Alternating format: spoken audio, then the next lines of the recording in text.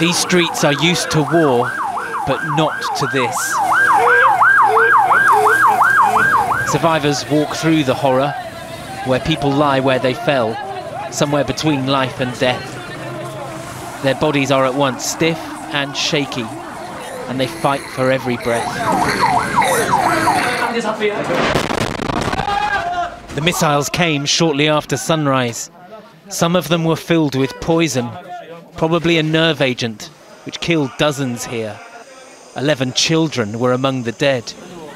One hospital ward filled with young survivors, frightened and bewildered by what they have seen.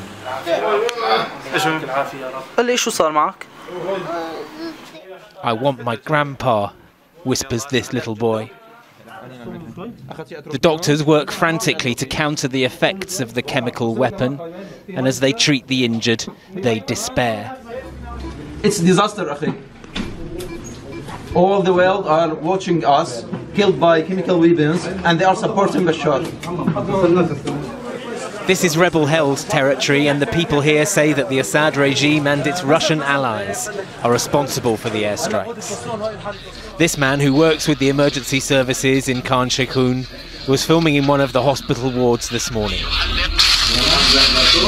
Yaman Khatib survived the bombing, and we spoke to him tonight. I was in the hospital when the chemical strike hit. Then there were 8 more missile strikes in the space of half an hour. We think Russian planes carried out their attack. They killed women and children and doctors who were treating the injured.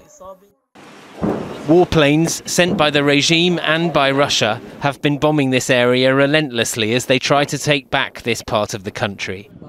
The Syrian military says it doesn't use chemical weapons, and the Russians say they flew no missions here today. Western diplomats describe this as looking like a war crime, and they issue statements about how the perpetrators must be held accountable. But this is just the latest in a long list of atrocities committed by those who claim to be fighting for Syria's future. And the only ones being punished are Syria's people. Geraint Vincent, ITV News.